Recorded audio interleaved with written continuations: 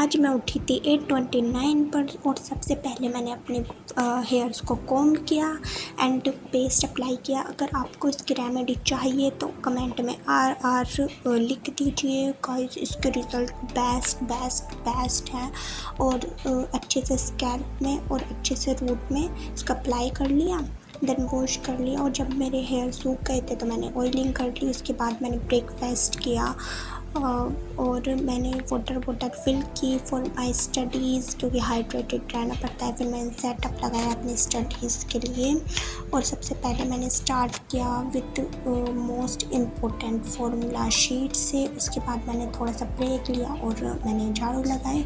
उसके बाद मुझे गर्मी लग गई थी तो मैंने एसी ऑन की, क्योंकि गर्मियों में एसी का अलग ही मज़ा होता है। फिर मैंने एसी ऑन कर दी। उसके बाद बैक टू स्टडीज़। मैंने थ्योरम्स जो थे इम्पोर्टेंट उनको हाईलाइट किया, क्योंकि गाइस अगर मतलब जब पढ़ते रहते हैं दिखता नहीं है, और फिर जब अगर हाईलाइट कर लेते हैं तो मोस्ट इम्पोर्टेंट जो चीज़ें होती हैं उनको हाईलाइट कर लेते हैं तो वो ईज़िली से दिख जाती हैं। अगर आप भी यही ट्रिक अप्लाई करते हैं तो मुझे कमेंट कर दीजिए। मैंने थ्योरम्स को हाईलाइट कर लिया था और सर्कल चैप्टर को पूरा अच्छे से रिवाइज़ कर लिया था। उसके डीपीपी सॉल्व किए, प्रैक्टिस की और प्रैक्टिस मेरी बहुत अच्छे से हो गई थी। सर्कल चैप्टर डन हो गया था, रिवीजन बिल्कुल अच्छे से हो गया था। और सारे थ्योरम्स को हाईलाइट करने के बाद मैंने एक एक करके सबको रिवीजन भी कर ली थी और एक एक करके सारे क्वेश्चंस में अप्लाई भी कर ली थी, क्योंकि थ्योरम्स का यूज़ तो होता ही है क्वेश्चंस में।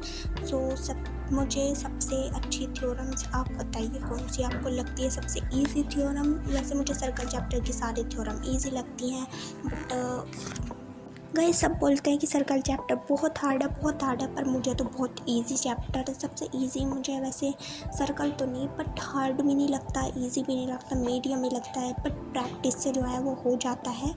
सो हमारी थ्योरम्स भी हाईलाइट हो चुकी हैं सारी। फिर मैंने लिटिल ब्रेक लिया और उसमें एप्पल इंजॉय किया कि आपको एप्पल पसंद है। फिर बैक टू स्टडीज़ सारे थ्योरम्स को रिवाइज़ किया, प्रैक्टिस की अच्छे से, क्योंकि circle chapter most important chapter मुझे अब तक लगता है। उसके बाद मैंने एक ब्रेक लिया और ब्रेक में हाइड्रेटेड तो रहना पड़ता है, तो इसलिए मैंने वाटर ब्रेक लिया छोटा सा।